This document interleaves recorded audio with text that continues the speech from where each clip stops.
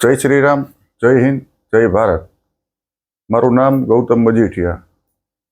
આજે તમારી સમક્ષ હું જે વિડીયો લઈને આવ્યો છું એ વિડીયો તમે લોકો જે જોશો એની આગળ શું થવાનું છે મારું એ મને નથી ખબર, પણ મારે મારા ગુજરાતની જનતા અને મારા ભારત દેશના નાગરિકોને મારે જે તમારી સમક્ષ જે વસ્તુ આજે લઈને આવવી છે એ હું લઈને આવું છું તમારી સમક્ષ. એ હું તમને બતાવવા માગું છું. 6 તારીખે રાજકોટની અંદર પણ ધીરેન્દ્ર શાસ્ત્રી બાગેશ્વર ધામ કથાવાચક જે રાજકોટ આવે છે અને ઠેક ઠેકાણે પોતાના દરબારો લગાડે છે, તો એ ધીરેન શાસ્ત્રી કોણ છે, શું કરે છે એના વિશે હું તમને લોકોને આજે વાકેફ કરવા માગું છું. તમે લોકો આજે ધીરેન શાસ્ત્રીના જે પરચાઓ બધાને બધે મનની વાત બધાની સમક્ષ એ ભાઈ લઈ આવે છે, બધાનું ભવિષ્ય દેખાડે છે, એટલા માટે આજે ભાઈ આખા ભારત દેશમાં ફેમસ છે. તો પહેલાં તો હું તમને બતાવવા માગું છું ધીરેન્દ્ર શાસ્ત્રી કોણ છે. પહેલાં તો તમને એનો ઇતિહાસની વાત કરું. 1996માં ધીરેન્દ્ર શાસ્ત્રીનો જન્મ છે. છત્તરપુર તાલુકો છે અને મધ્યપ્રદેશનો એ ભાઈ રહેવાસી છે, મધ્યપ્રદેશના છત્તરપુરનો. ત્યાં બાગેશ્વર ધામ નામનું આ ભાઈ એક મંદિર બનાવેલું છે અને ત્યાં બધાનું આ કાળા ધંધા કરીને પોતાનું ગુજરાન ચલાવે છે અને પોતે એક રોયલ લાઈફ જીવવાનો એક બહુ શોખીન જીવડો છે કે જેને પોતાની એક રોયલ લાઈફ માટે આ બધી વસ્તુ કરે છે. પૈસા, આપણે અત્યારે કળિયુગમાં એક જ પ્રાયોરિટી છે, પૈસા. તો પૈસા માટે માણસ ગમે એ કરી શકે. તો આ ધીરેન્દ્ર શાસ્ત્રી પૈસા માટે કોઈ પણ હદે ને કોઈ પણ રીતે આગળ વધવા માગે છે, પૈસા માટે.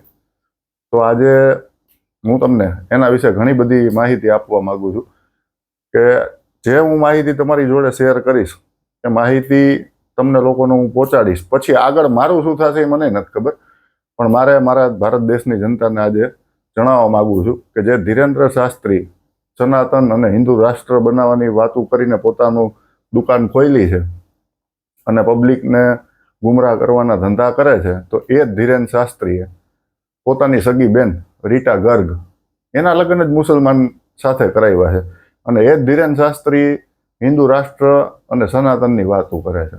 તો આ ધીરેન શાસ્ત્રી છે એ પોતાની આ ઢોંગ ધતિંગ કરીને પોતાની દુકાન હલાવે છે ને. તો આગળ ધીરેન શાસ્ત્રી 1996માં જ્યારે એનો જન્મ થયો ત્યાર પછી એના ઘરની પરિસ્થિતિ આર્થિક પરિસ્થિતિ બહુ ખરાબ હતી. 2022માં એ ભાઈએ પોતાનું ભડકાઉ ભાષણ કર્યું કે હિન્દુ બધા એક થઈ જાઓ, તમારી સામે જે પથ્થર મારે એના ઘર ઉપર તમે જેસીબી ચલાવો. એમાં એ ભાઈ રાત્રે ફેમસ થયા. ઘણા બધા એના કાંડ બોલે છે.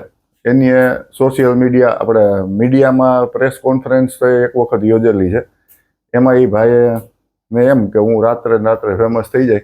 એમાં એના બાજુના ગામમાં જે પર્વત ઉપર એક શિવજીનું મંદિર આવ્યું છે ત્યાં એ ભાઈએ મીડિયા સમક્ષ એવું નિવેદન આપ્યું કે ત્યાં તમે કોઈ પણ લેમ્પ સળગાવશો તો લેમ્પ નહીં સળગે, લેમ્પ ફૂટી જશે. ત્યાં ખાલી દીવાની જ રોશનીથી આ જગ્યા ચાલુ રહેશે એમ. તો એવા એની ઘણી બધી તરકીબો અજમાવી. પછી છેલ્લે એ ભાઈએ સોશિયલ મીડિયાનો સહારો લીધો કે હું સોશિયલ મીડિયા થ્રુ આગળ વધું. પછી એનો મેન ટાર્ગેટ જે આ ભૂત ભવાડા બધા ભગાડવાના જે છે એ ભાઈએ બધા એવા વિડીયો સોશિયલ મીડિયામાં નાખ્યા. ખરેખર એ જે લોકોને ભૂત ને વરગાડ ને આ બધું થાય છે એના દરબારમાં, એ લોકો તો એના જ છે. એ પોતાના લોકો અલગ અલગ રીતે લઈને આવે છે. હવે જ્યારે એ એના પોતાના દરબારમાં આ ભૂત ને ભગાડવાના ધંધા કરે છે તો ત્યારે એ ભાઈ એમ કે બાલાજી કી સેના ગલા પકડો, ઉસકે બાલ પકડો. તો ત્યારે એ બાલાજીની સેના તો ગળું પકડે કે ન પકડે, પણ એ જે વ્યક્તિને ભૂત આવ્યું હોય ને પોતાનું ગળું પકડી લે છે. તો એ આ બાલાજીની સેના આ કામ કરતી છે ભૂત ભગાડવાના કે ધીરેન શાસ્ત્રીના માણસો જ આ બધા કામ કરે. એટલે હું મારા ભારત દેશના તમામ નાગરિકોને એ કહેવા માગું છું કે તમે જે આ અંધશ્રદ્ધાના માર્ગ ઉપર જે આપણે તમામ લોકો ચાલ્યા જાય તો થોડુંક તો જાગૃત થાવ. આવા ઢોંગી બાબાથી તમે તો થોડા ઘણા જાગૃતતા લઈ આવો તમારા જીવનમાં. આ લોકો આપણો ઉપયોગ કરે છે રાત ને દિવસ. બાગેશ્વર ધામ મંદિરની અંદર જે કોઈ પણ લોકો જાય છે એ લોકો ત્યાં નાળિયેર ખરીદે છે, લાલ, પીળા, કાળા કપડામાં, સફેદ કપડામાં. તો જેવી જેવી સમસ્યા એવું નારિયેળ ત્યાં લેવાનું, બરાબર. પછી 21 વખત ત્યાં મંગળવાર ને શનિવાર ભરવાનું કહે છે કે તમારે 21 વખત મંગળવાર ને શનિવાર ભરવાના. તો આ અંધશ્રદ્ધાની અંદરમાં આપણે 21 ધક્કા ન્યા ખાવાના, આપણા પરિવારને મૂકીને, આપણા બાયડી છોકરા, આપણા મા બાપ, આપણો ધંધો, એ બધું મૂકીને આપણે 21 મંગળવાર ને શનિવાર ત્યાં ભરવા જવાનું. ત્યાં તમારે આધાર કાર્ડ આપવાનું, નામ લખવાનું, તમારું એડ્રેસ લખવાનું. સોશિયલ મીડિયાનો ક્રેઝ છે, તમારી કુંડળી એ લોકો ત્યાં બેઠા બેઠા કાઢે. જ્યારે તમારો વારો આવે ને ત્યાં સુધીમાં તમારી આખી હિસ્ટ્રી લોકો પાસે પડી હોય. પછી તમારો પરચી બનાવે, તમારે આ તકલીફ છે ને ઓલી તકલીફ છે. જાગો. હું તમને 2 હાથ જોડીને રિક્વેસ્ટ કરું છું મારા દેશના નાગરિકોને કે આવા પાખંડી ને આવા ઢોંગીથી તમે કંઈક ચેતો. 2014ની અંદરમાં આ ધીરેન શાસ્ત્રીને એના ગામવાળાએ ગામમાંથી કાઢી મૂક્યો હતો. શું કામે? કે આ ભૂત ભવાડા કરતો હતો એટલા માટે.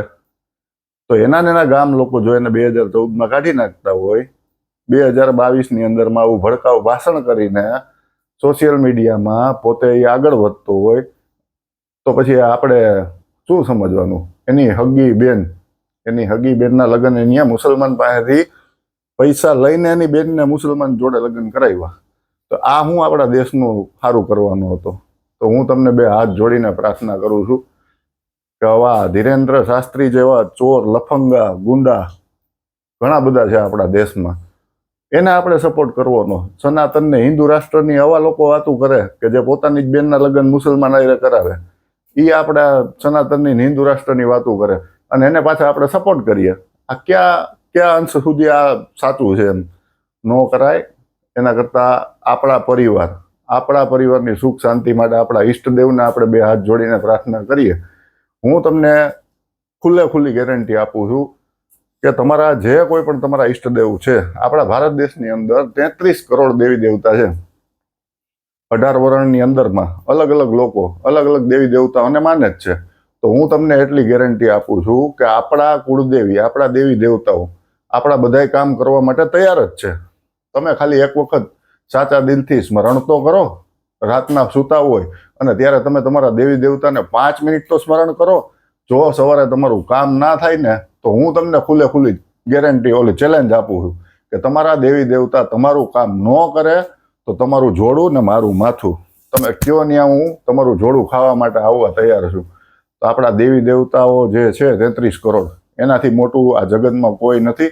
હું તમને 2 હાથ જોડીને પ્રાર્થના કરું છું કે આવા ઢોંગી ધુતારાઓથી તમે લોકો દૂર રહ્યો. આ એક જે આ પરચો બનાવે છે દરબારની અંદરમાં, આ એક ટ્રીક છે. આ માઇન્ડ રીડિંગની એક ટ્રીક છે. બધાએ સાબિત કરી દીધું કે તમે કોઈ પણ વ્યક્તિનું માઇન્ડ રીડ કરી શકો. ઘણા લોકોએ આ સાબિત કરેલું છે. તો તમે આવી ટ્રીકની અંદરમાં આપણે ફસાઈ જાય છીએ. ને આમાં લોકો નથી ફસાણા, પણ ઘણા બધા પોલિટિશિયન, ઘણા બધા આઈપીએસ ઓફિસરો, અધિકારીઓ, ઘણા બધા લોકો ફસાયેલા છે. કોંગ્રેસે સપોર્ટ કર્યો ધીરેન્દ્ર શાસ્ત્રીને, તો કોંગ્રેસ થકી આજ ધીરેન્દ્ર શાસ્ત્રી માર્કેટમાં આવ્યો.